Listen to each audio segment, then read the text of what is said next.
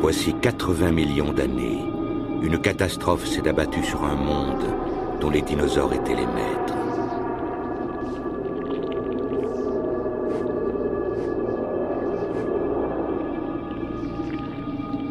Elle a pris la forme de vagues de sable et de vent qui ont enseveli vivants tous les animaux.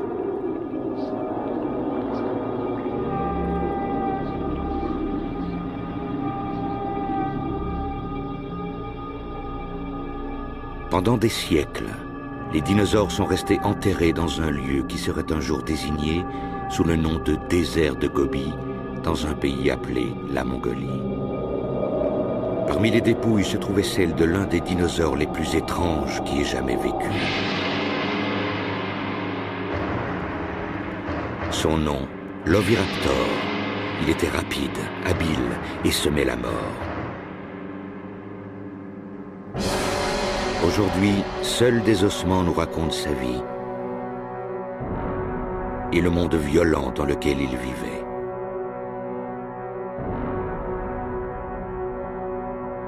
Ces ossements ont levé un coin du voile sur cette époque reculée.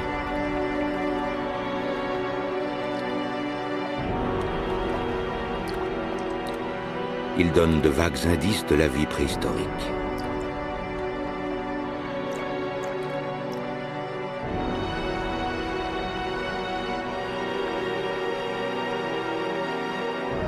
Mais l'histoire ne s'arrête pas là. Les vastes étendues désertiques de Mongolie cachent d'autres secrets. Aujourd'hui, une ambitieuse expédition fait route vers ce désert lointain pour découvrir le monde mystérieux de l'Oviraptor.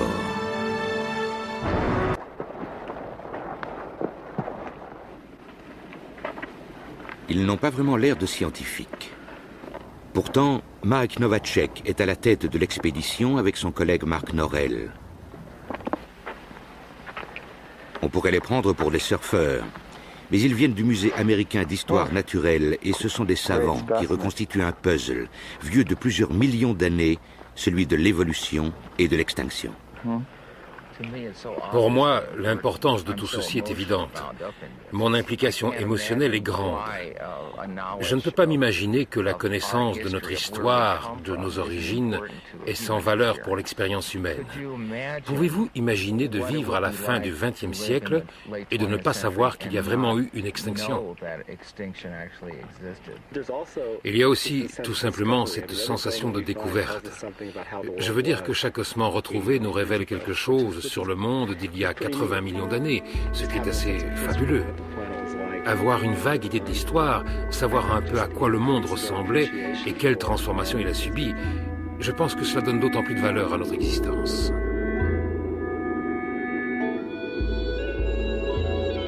Mike et Mark vont bientôt partir pour les terres arides, écrasées de soleil du désert de Gobi. C'est un endroit isolé, 1 295 000 km² de poussière, de sable, de broussailles et de roches rouges.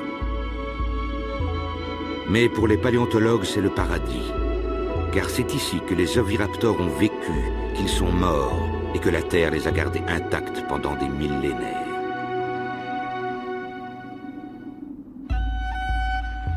Et puis en 1922, l'une des expéditions scientifiques les plus célèbres de l'histoire s'est acheminée vers le cimetière des dinosaures en Mongolie. Elle était dirigée par un explorateur charismatique et controversé appelé Roy Chapman Andrews. Comme Mark et Mike, ils venaient du musée américain d'histoire naturelle. Mais Andrews était un incorrigible chasseur de publicité, un cow-boy de la science. Là où son paléontologue se servait d'une brosse en poil de chameau, Andrews y allait de sa pioche.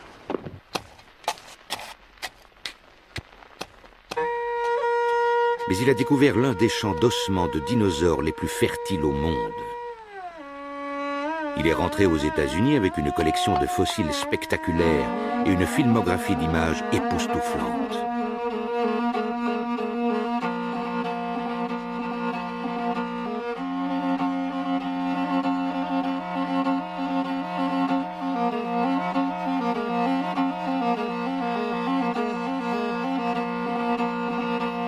Mais dans les années 20, les communistes prennent le pouvoir en Mongolie. Désormais, les portes du pays seront fermées aux Occidentaux. Pendant 65 ans, les fabuleux champs de fossiles du désert de Gobi resteront zone interdite.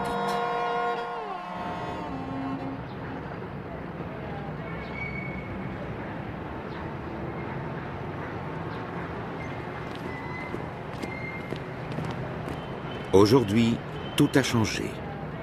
De la domination russe, il ne reste que des traces symboliques. Enfin, les scientifiques occidentaux peuvent revenir. On ne prend pas ces oignons? Non, ils vont pourrir, ils pourrissent en 2 jours. Mark et Mike ont été parmi les premiers scientifiques à bénéficier d'un droit d'accès. Ils partent pour leur 6e expédition avec l'Académie des sciences de Mongolie. 3 kilos? 3 kilos.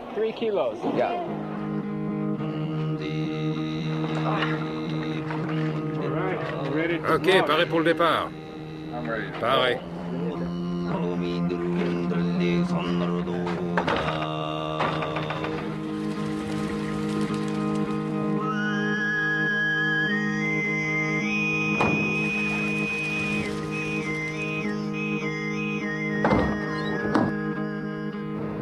Ils ont juste assez de provisions pour un petit mois et un long chemin à faire sur les traces d'Andrews, en route vers l'une des plus grandes concentrations de fossiles au monde, dans un endroit appelé Ukhatolgod.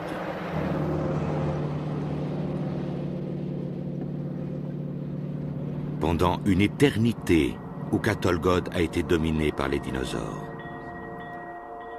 On peut s'imaginer l'histoire des dinosaures comme un grand empire qui s'est maintenu pendant quelques centaines de millions d'années.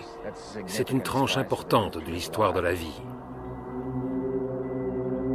Imaginez que ce laps de temps, depuis le moment où les dinosaures sont apparus jusqu'à ce jour, représente une seule journée. À minuit, les dinosaures arrivent sur Terre.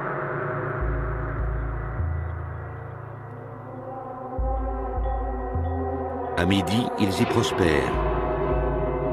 Leur extinction ne survient qu'à 5 heures de l'après-midi. Le temps passe. Le premier homme moderne apparaît enfin 1 minute et demie avant minuit. Toute l'histoire humaine, telle qu'elle a été retracée, couvre 3 secondes et demie.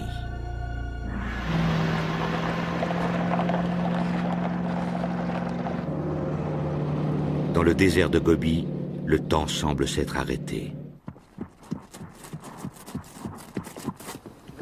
Le désert de Gobi est un territoire immense, pratiquement dépourvu de ressources vitales. Nous devons vraiment tout emporter avec nous. Toute notre nourriture, tout notre carburant, nous transportons dans un réservoir. Toutes nos réserves doivent être traitées comme si nous explorions une région polaire. Dans une zone aussi vaste, on ne peut jamais être certain de réussir. Même arriver à destination peut être une entreprise cauchemardesque. Dans les années 20, Roy Chapman Andrews pensait qu'il avait résolu le problème avec une nouveauté technologique. Lorsque l'on a annoncé que nous allions tenter une exploration scientifique du désert de Gobi avec une caravane d'automobiles, c'est tout juste si les gens n'ont pas dit que nous étions fous. Dans ce pays, on n'avait utilisé que des chameaux. Nous avions 40 hommes, 8 voitures et 150 chameaux pour transporter les provisions. C'était la plus grande expédition scientifique terrestre qui ait jamais quitté les États-Unis. Roy Chapman Andrews. Depuis la Chine, Andrews s'est dirigé vers le nord-ouest. Après avoir quitté Pékin, il a traversé la frontière et a gagné en voiture le cœur desséché de la Mongolie extérieure.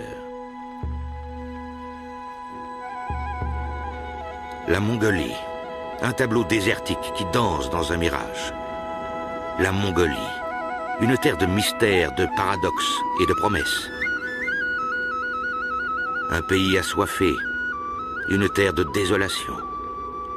Des gazelles, des ânes sauvages et des loups parcouraient un paysage de sable aux contours changeants. Peu d'explorateurs avaient foulé ce sol et les récits qu'ils contaient à leur retour parlaient de soif, de froid et de faim. Mais Andrews a trouvé autre chose encore, de la boue. Notre vitesse moyenne n'était que de 6 km à l'heure. Les rochers, les ravins, les terres affaissées et les fossés se succédaient à un rythme rapide.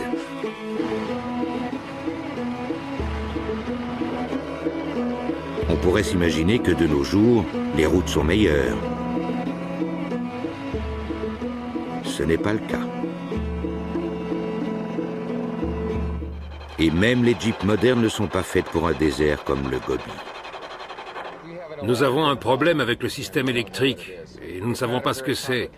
Ce n'est pas une installation très compliquée, c'est une Jeep russe. Ce n'est pas comme si c'était un véhicule japonais ou américain.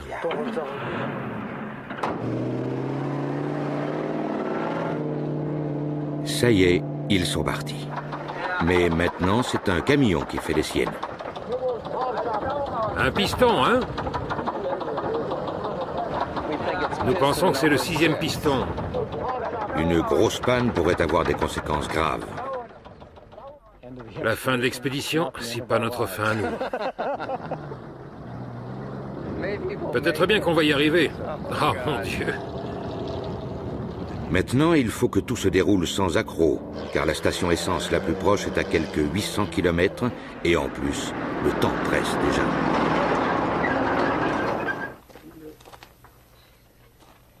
Oh, nous avons quelques problèmes mécaniques. Nous pensons que ça vient d'une pompe à carburant, mais nous ne sommes pas sûrs. Ça pourrait faire mal. Je crois que j'ai rentré ce truc-là dedans sans le tourner convenablement. Peut-être que nous allons le remorquer ou l'abandonner. L'abandonner, il faut qu'on y aille. Nous ne pouvons pas rester ici plus d'un jour.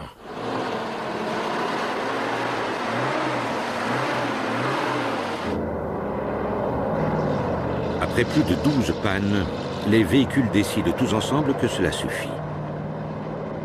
En arrivant dans les champs à dinosaures poussiéreux du Gobi, ils pénètrent dans la machine à remonter le temps.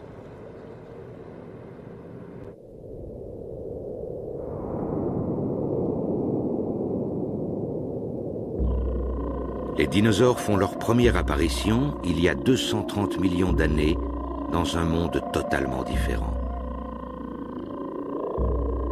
100 millions d'années plus tard, au moment de la séparation entre l'Amérique du Sud et l'Afrique, ces animaux croissent et se multiplient.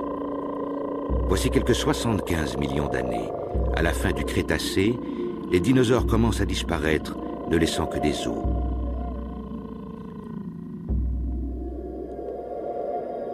Leurs os ont fait moins de chemin que les continents. Puis, dans les années 20, Roy Chapman Andrews arrive dans un endroit très reculé du désert de Gobi, un endroit qu'il allait appeler les falaises flamboyantes.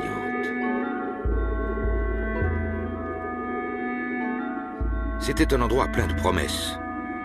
On aurait dit qu'il y avait des châteaux médiévaux avec des aiguilles et des tourelles, rouges briques dans la lumière du soir, avec des portes, des murs et des remparts gigantesques. Un labyrinthe de ravins et de gorges parsemés d'ossements fossiles, c'est le paradis pour un paléontologue. Il ne faisait aucun doute que des centaines d'ossements gisaient juste sous la surface du sol. Mais où?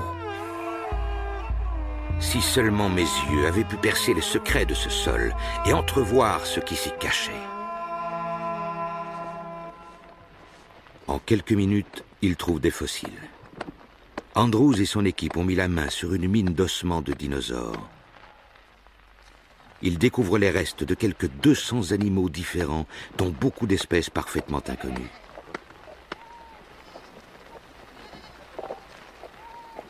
Les fossiles révèlent un monde étrange et terrifiant aux yeux d'Andrews.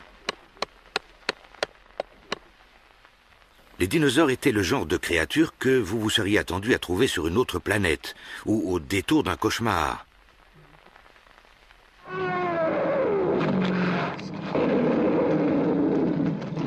C'est une image que notre culture a entretenue pendant des générations. Les dinosaures étaient féroces, monstrueux et pas très malins.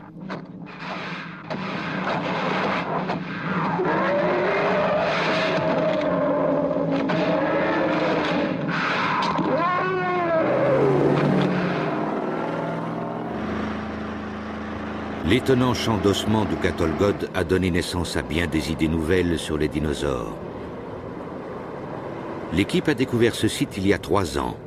Aujourd'hui, pour arriver aux dinosaures, il leur suffit de retrouver l'endroit.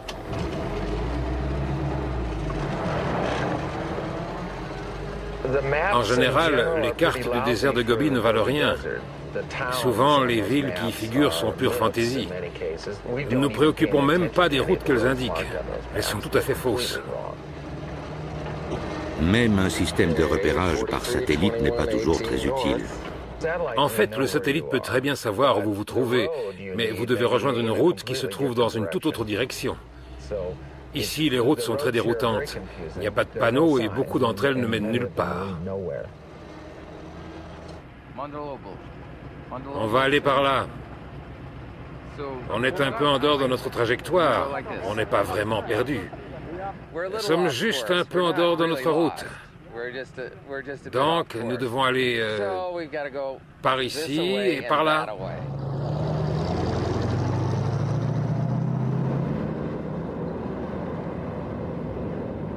Parfois, il faut faire demi-tour pour avancer. Roy Chapman Andrews, lui aussi, a passé bien des jours à errer dans le désert. Mais à la fin, il est tombé sur une découverte qui a stupéfait le monde entier. Un membre de son expédition est littéralement tombé sur un maillon essentiel de la grande chaîne de la vie. Le 13 juillet, George Olsen a fait savoir qu'il avait trouvé des œufs fossiles. Nous n'avons pas pris son histoire très au sérieux. Néanmoins, nous étions tous suffisamment curieux pour aller avec lui inspecter sa trouvaille. Aucune erreur n'était possible. Notre paléontologue a finalement déclaré « Pas l'ombre d'un doute, messieurs. Vous contemplez le premier œuf de dinosaure jamais trouvé. »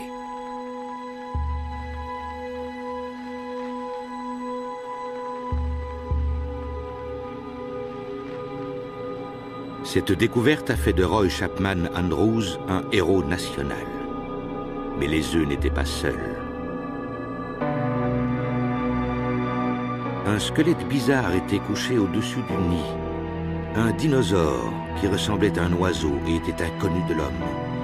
Apparemment, il avait été pris sur le fait au moment de commettre un meurtre en volant les œufs. Son châtiment éternel allait donc être de porter le nom d'Oviraptor ou voleur d'œufs en latin. Il allait falloir des années pour que l'on découvre l'étrange vérité au sujet de cet animal que l'on avait appelé Oviraptor.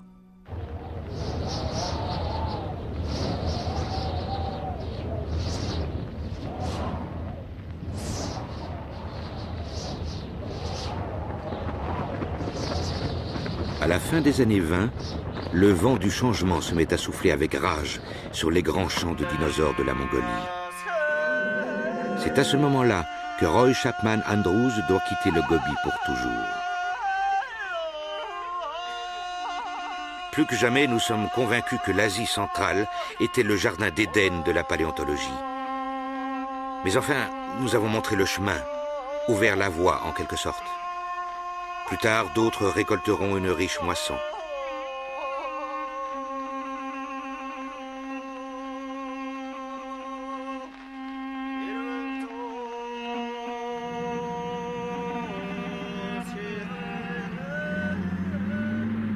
Des dizaines d'années plus tard, Mark et Mike espèrent trouver les trésors qu'Andrews a laissés intacts dans le sable. Après plus d'une semaine dans la chaleur ardente du Gobi, ils atteignent finalement leur objectif, les collines brunes d'Oukha-Tolgod.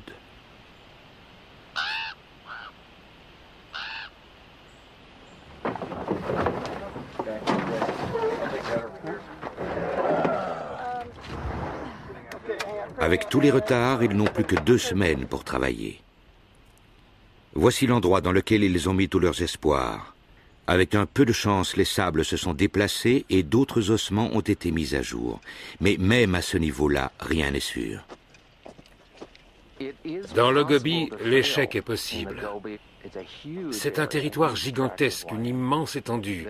Il y a beaucoup de rochers, mais ils ne contiennent pas tous des fossiles.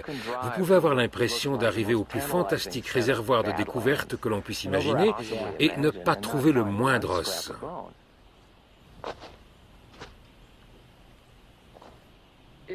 C'est un peu comme une chasse au trésor dans un sens, et c'est comme chercher une aiguille dans une botte de foin.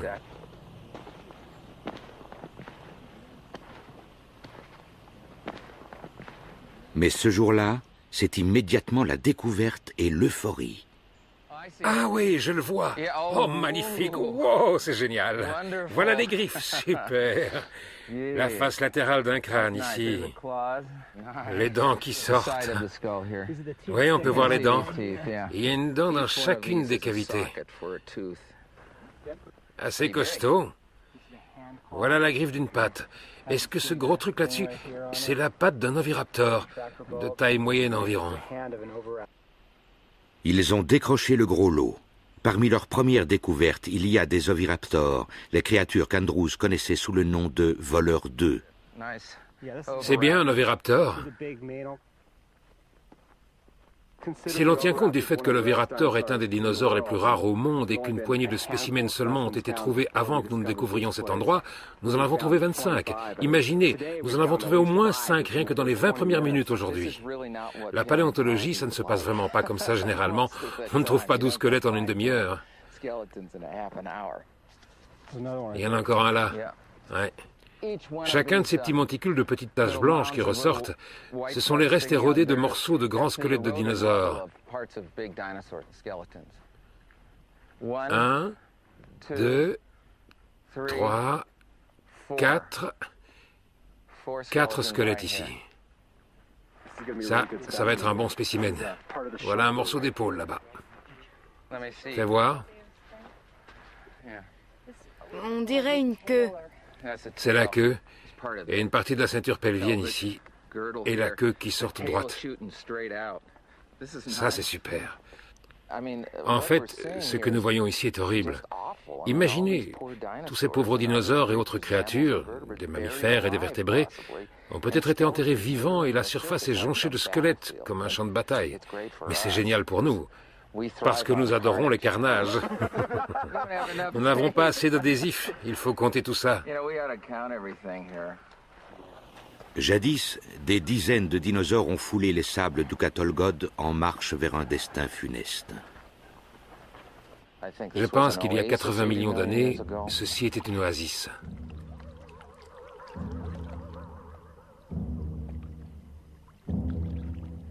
Des dinosaures et d'autres vertébrés par dizaines et dizaines qui se rassemblent près d'un point d'eau peut-être.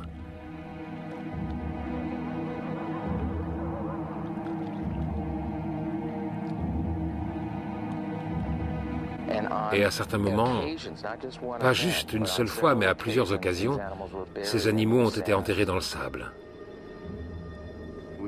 Pour imaginer une telle catastrophe, il faudrait se représenter une énorme tempête de sable, une énorme force qui se serait abattue sur ces créatures. Certains dinosaures donnent presque l'impression qu'ils essaient de remonter à la surface, un peu comme des skieurs pris dans une avalanche. Ils ont été pris au piège alors qu'ils tentaient de sortir de cette avalanche ou de ce grand mur de sable qui les a engloutis. Peut-être qu'ils sont morts asphyxiés dans le sable. Hé, je viens juste de balayer là-bas. Tu es de nouveau tout sali. Je mets toute ma fierté dans mon travail. L'année prochaine, nous amènerons des mini-aspirateurs. Les tempêtes de sable de la préhistoire ont enterré des dinosaures à tous les stades de leur vie. Lors de leur première expédition, Mark et Mike ont fait une découverte sans précédent, un nid contenant des œufs. Et dans l'un des œufs, il y avait un embryon. L'embryon d'un oviraptor, un dinosaure sur une demi-coquille.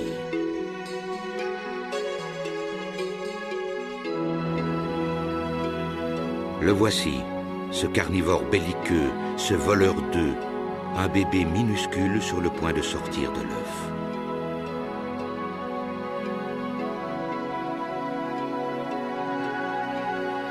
C'était une découverte importante, un moment secret du tout début de cette étrange vie de dinosaure. Cette année, ils espèrent découvrir d'autres indices sur cet oviraptor et sur son destin.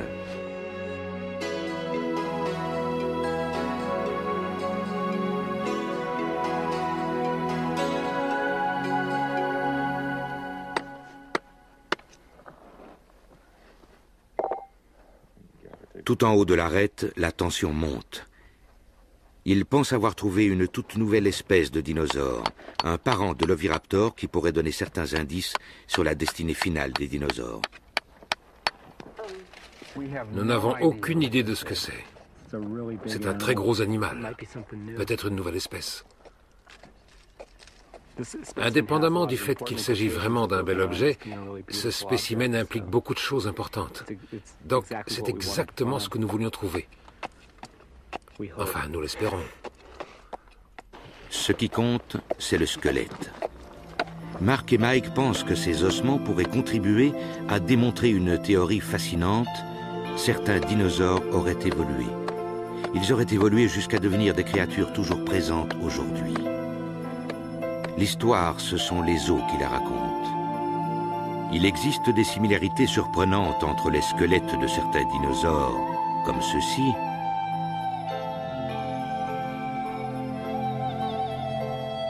et ceux des oiseaux modernes. Il ne fait presque aucun doute qu'ils ont un ancêtre commun proche. Et chaque nouvelle découverte pourrait étayer la théorie suivant laquelle les dinosaures ne sont pas réellement éteints, mais que les dinosaures d'aujourd'hui sont les oiseaux.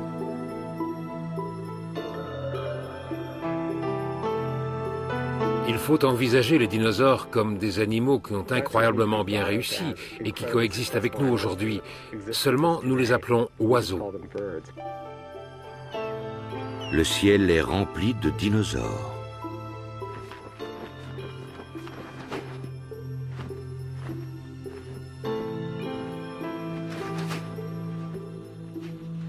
Vous savez, c'est une mauvaise métaphore que de qualifier quelque chose de dinosaure. Simplement parce que c'est vieux, obsolète, laid, stupide et lent. Ces animaux ne sont pas comme ça. C'est comme les oiseaux qui tournent ici autour. En fait, il s'agit d'une espèce de dinosaure, et ils sont toujours avec nous aujourd'hui. Et les plus proches parents des oiseaux sont ces petits dinosaures carnivores que nous avons ramassés dans ces rochers rouges. À la fin de la journée, l'équipe nourrit l'espoir que cette nouvelle découverte contribuera à combler le fossé entre les dinosaures et les oiseaux. Le sentiment d'impatience est palpable, même si la désillusion les guette.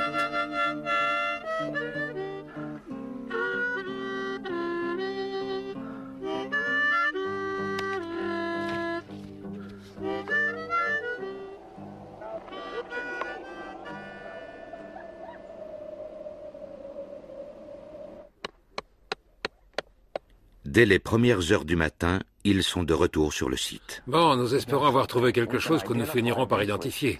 Mike, jette un coup d'œil là-dessus. Et tue cet insecte pendant que tu y es. À peine ont-ils cassé le rocher qu'ils sentent qu'il y a un problème.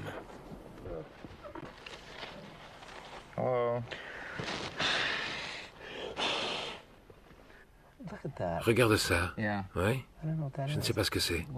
Un paquet de débris peut-être, j'en ai bien peur. Est-ce que ça pourrait être un théropode? Non. En fait, ça se pourrait, mais c'est un fait inconnu de la science. Je pense qu'il y a un théropode qui est mort là.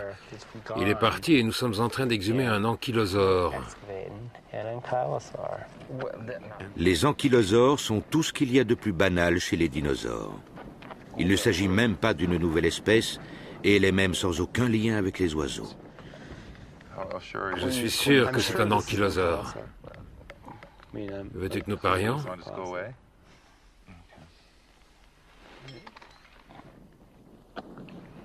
Ce qu'ils voudraient faire maintenant, c'est abandonner. Tout ce travail.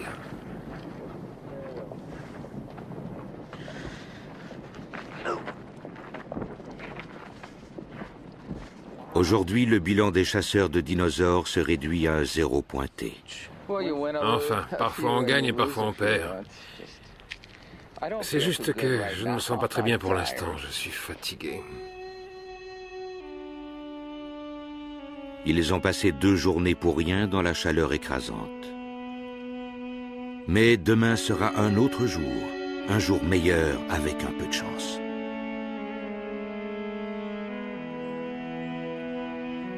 Au lieu de cela, la nature décide d'en rajouter.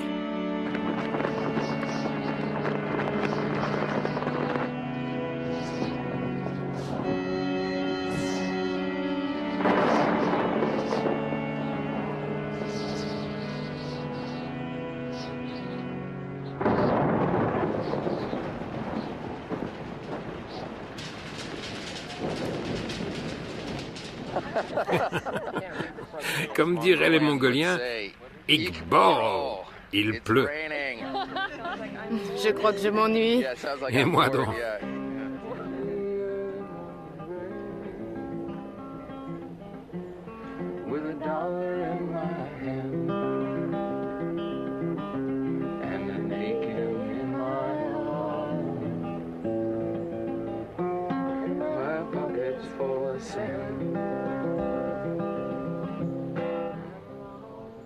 Le retour du soleil chasse la déception. Un nouveau jour commence, et avec lui de nouvelles excavations. Les ossements découverts ne sont pas ceux d'une nouvelle espèce. Il n'y a pas de rapport avec les oiseaux, et ce n'est pas un oviraptor. Mais il s'agit probablement de ce que l'oviraptor chassait, un animal appelé Protoceratops. On les a appelés les vaches du Crétacé. Ils étaient pour ainsi dire partout. On pense qu'ils se déplaçaient peut-être en troupeau. C'est plein de piquants.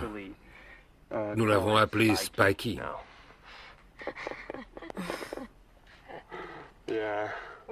On s'est attaché à celui-ci. Voici les yeux et le museau. C'est donc le crâne vu du haut. Ceci, ce sont les pointes des joues et la collerette qui couvre la nuque ici.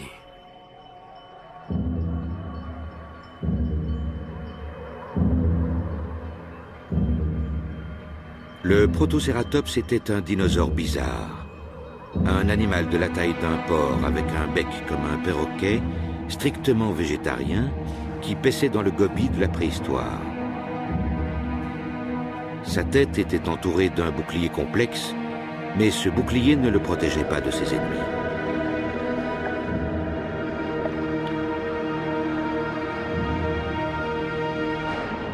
Des ennemis tels que l'oviraptor.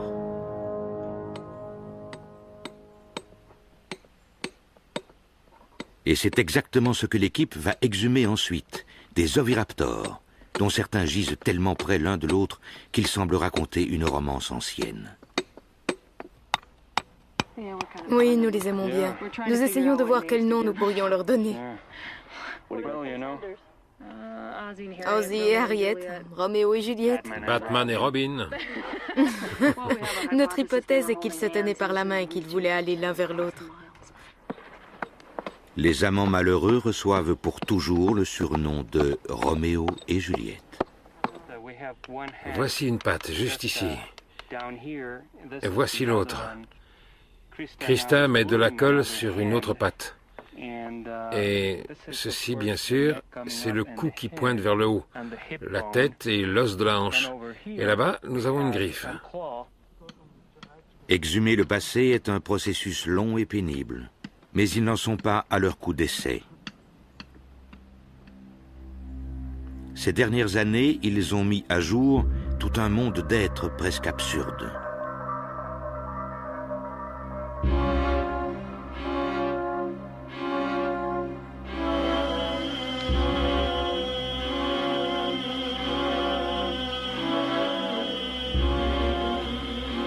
Certains sont parents avec les oiseaux, d'autres même avec nous.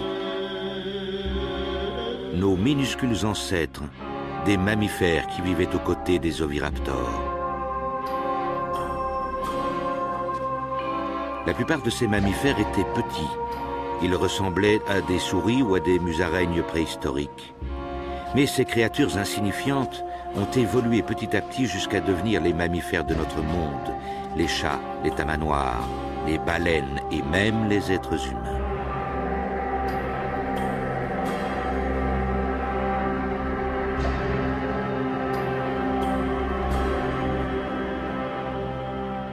Mais quelquefois l'évolution doit céder la priorité à l'hygiène. Nous n'avons pas beaucoup d'eau ici. C'est un peu difficile d'être propre.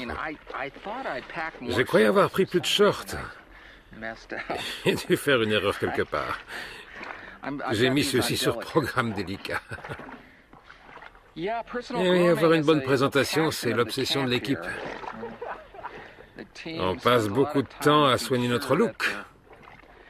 On fait attention à toujours être sur notre 31, parce qu'on ne sait jamais. Il pourrait y avoir l'une ou l'autre cérémonie officielle à laquelle on voudra assister dans un village du coin.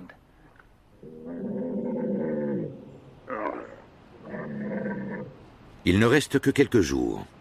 L'heure du deuxième acte de Roméo et Juliette est arrivée. Un linceul protecteur de chiffon et de plâtre attend les oviraptors.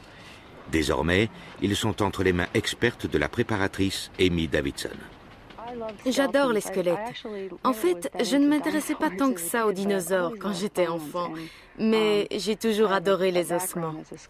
Au départ, je suis sculpteur et j'ai toujours admiré le squelette que nous avons sous la peau. C'est l'une des plus belles sculptures au monde, et ces squelettes fossiles semblent presque aussi bien conservés que le squelette de chameau d'hier. Mais ce sont des dinosaures. Ces fossiles sont là pour l'éternité. Ça a presque duré une éternité. Pendant 80 millions d'années, Roméo et Juliette sont restés couchés côte à côte, tendus l'un vers l'autre dans la mort.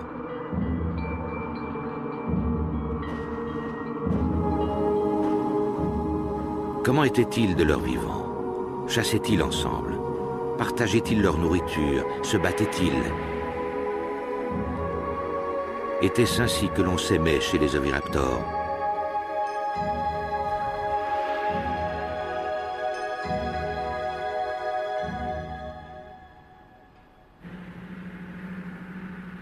Les scientifiques ne sauront peut-être jamais si ces oviraptors, qui ressemblaient à des oiseaux, tombaient amoureux.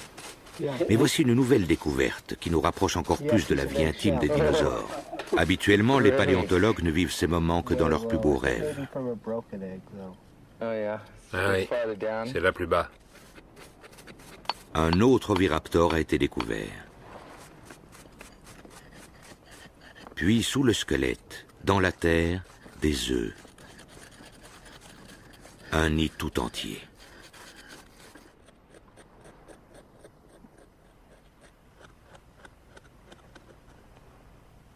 Combien d'œufs avons-nous exhumés 1, 2, 3, 4, 5, 6, 7, 8, 9. Et 3 autres là-bas font 12. 12, ok. Encore un autre qui sort là-bas. C'est vraiment une découverte fantastique, car c'est l'une des rares occasions de saisir quelques aspects d'un comportement vieux de 80 millions d'années. Ici, nous avons l'aperçu d'une journée de la vie ou de la mort d'une créature, d'un dinosaure, en plus de quelque chose qu'il faisait durant sa vie. Celui-ci a été fossilisé là où il est tombé, et il se fait qu'il est tombé juste au-dessus de son propre nid. Elle n'est pas tombée. L'oviraptor, mère exemplaire, était en train de couver. Il ramenait probablement de la nourriture au nid, comme le font les oiseaux. Et cette bonne mère gardait ses œufs. Comme un oiseau, elle les disposait en cercle. Le redoutable carnivore du Gobi faisait son devoir de parent.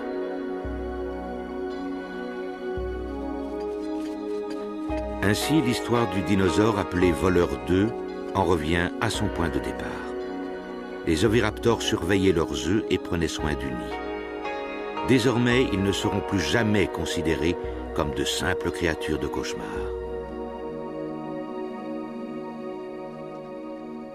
Les fouilles ont comblé les attentes de l'équipe. Mais avant que les chercheurs ne puissent vraiment voir ce qu'ils ont trouvé, ils doivent dégager tous les fossiles sans les endommager, puis leur faire parcourir exactement la moitié du monde. Vous savez, quand il est tard dans la nuit, je peux faire ce que je veux de ces fossiles. Enveloppés dans du plâtre, Roméo et Juliette sont lourds maintenant, mais aussi dangereusement délicats, comme des Rice Krispies entourés de béton. Non, par là. Ok. Désolé, je croyais que tu allais pousser vers l'arrière. Parfait. C'est magnifique, Amy. Encore. C'est ça, ok. Rien ne s'est perdu. Très bien, Amy. Jusqu'ici, tout va bien. Maintenant, ils doivent convaincre la maman oviraptor de descendre de son perchoir.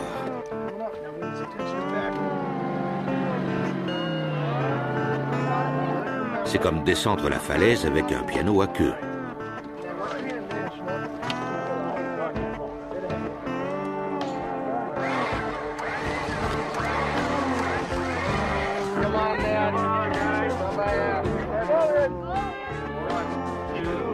Roméo et Juliette se sont montrés tout aussi têtus.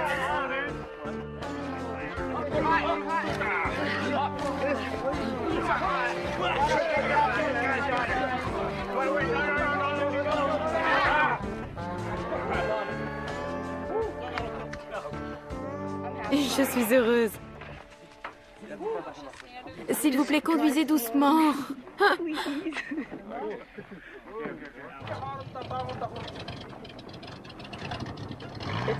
Ils ne sont pas encore arrivés à bon port. Peut-être qu'ils vont s'égarer dans le courrier.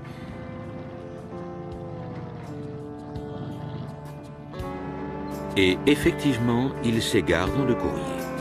La maman oviraptor et Roméo et Juliette sont acheminés vers l'est. Puis ils disparaissent, perdus quelque part en Chine.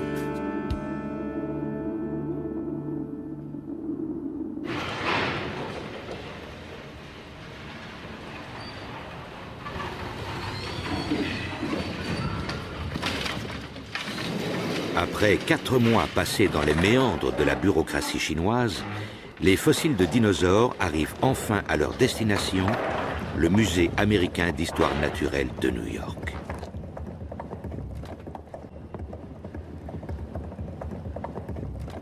Juliette est la première arrivée. Son point de chute est le labo d'Amy, où, si tout va bien, on découvrira les secrets préhistoriques qui se cachent sous la récente couche de plâtre. Je suis vraiment contente que le colis soit arrivé. Quel parcours extraordinaire. Depuis l'été du Gobi jusqu'au cœur de l'hiver new-yorkais. Désormais, Juliette est une globe-trotteuse aguerrie.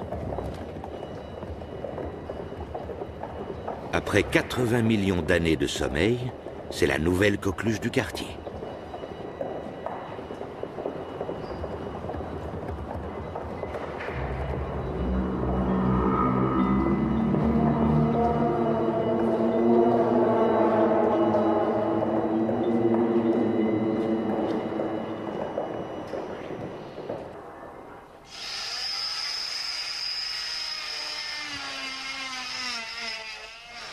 À ce stade, il y a beaucoup de questions.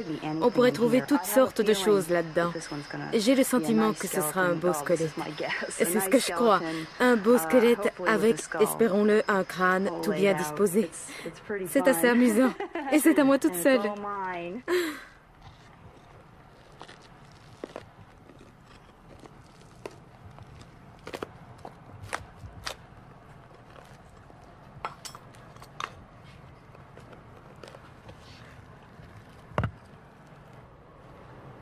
C'est un travail délicat. Tout se joue sur 1 millimètre.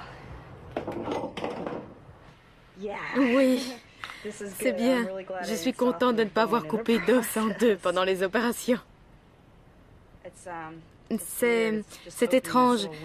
C'est comme une petite fenêtre ouverte sur le monde dans lequel je vivais l'été dernier. Ouais, ça a l'air bien.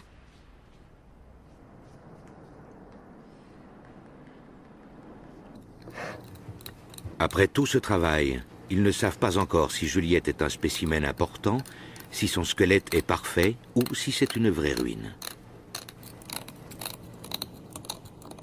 C'est fantastique. Je suis vraiment toute excitée, car voici le crâne. Il y a un crâne. Nous sommes très, très heureux. Vous savez, j'aime bien travailler tard le soir. C'est vraiment difficile de rentrer chez soi parce que je regarde tout ça et je me dis, je ne peux pas y croire. Ça a voyagé 80 millions d'années et ça a fait un demi-tour du monde pour arriver ici. Et c'est un dinosaure. On travaille tard? Oui. Et c'est tellement beau. Plus j'y travaille, plus l'on voit ressortir cette sculpture naturelle. On pourrait dire que mon travail disparaît pour laisser place à cette belle chose qui sort de la roche.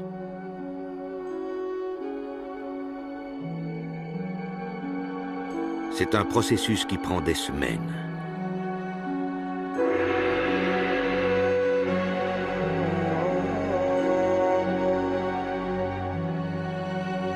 Enfin, Juliette apparaît dans toute sa splendeur. Elle est tout ce qu'ils espéraient. Peut-être le spécimen le plus parfait jamais retrouvé. Un dinosaure pour la postérité. C'est un beau fossile. En fait, je pense que c'est probablement l'oviraptor le mieux apprêté et le mieux préservé sur lequel on ait travaillé jusqu'ici dans le cadre de notre expédition, ou même ailleurs dans le monde. Je pense que nous profiterons du fruit de notre travail de l'été dernier pendant de longues années. On se demande ce qu'il y a encore là-bas sur place. Juliette n'a pas que la beauté pour elle. Ces ossements vont nous aider à retracer l'évolution depuis les dinosaures jusqu'aux oiseaux. Entre-temps, avec Juliette, les scientifiques rêvent du monde qu'elle a laissé derrière elle. Je pense que ce qui me fascine, c'est l'ensemble. Qu'est-ce que ce serait si on survolait cette zone dans un petit Piper Cub, comme certains pilotes de brousse le font au-dessus du Serengeti? À quoi est-ce que ça ressemblerait alors? Tous ces dinosaures, les mammifères, les lézards et le gobi. Après 6 longs étés, Mark et Mike ont mis à jour les secrets cachés du gobi, et le monde de Juliette est presque devenu réalité. On pourrait s'imaginer un lac, peut-être, des falaises et un groupe d'oviraptors perchés au sommet comme une colonie d'oiseaux de mer.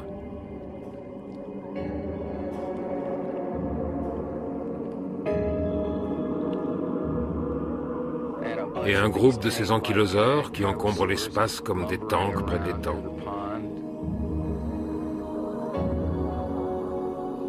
Et peut-être un troupeau de protocératops qui se promènent dans tout ça. Et de temps en temps, un méchant vélociraptor surgit de derrière la colline pour venir chipper quelque chose.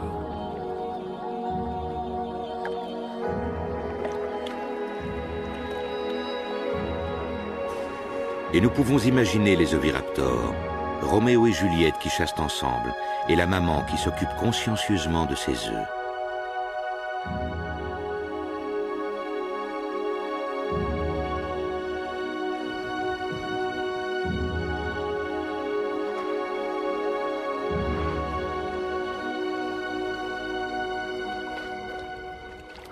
Parmi les puissantes créatures du gobi préhistorique, une minuscule créature anxieuse passe inaperçue tant sa condition est modeste, c'est notre ancêtre.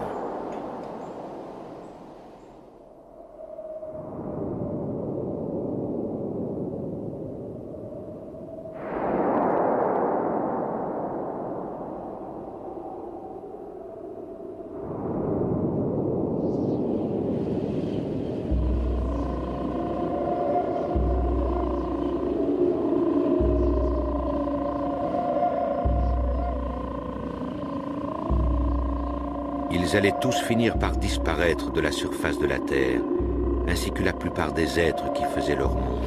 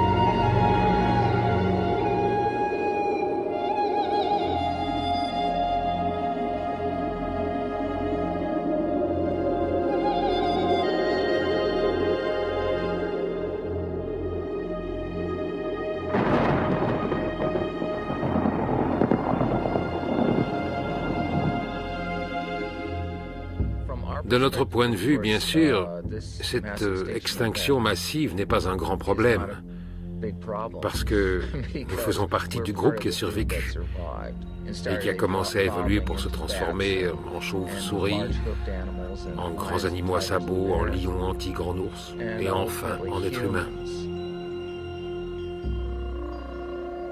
Comme les oviraptors et la plupart des sujets du royaume des dinosaures, les êtres humains ne seront peut-être pas en mesure de se maintenir pour l'éternité sur Terre.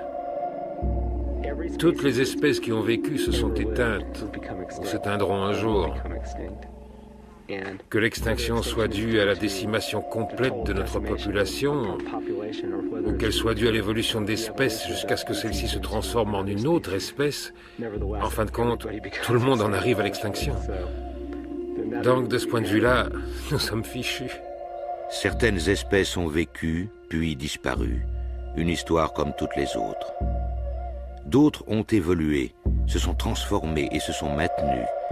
Il se pourrait donc que ces silencieux vestiges du passé renferment un message codé sur notre avenir.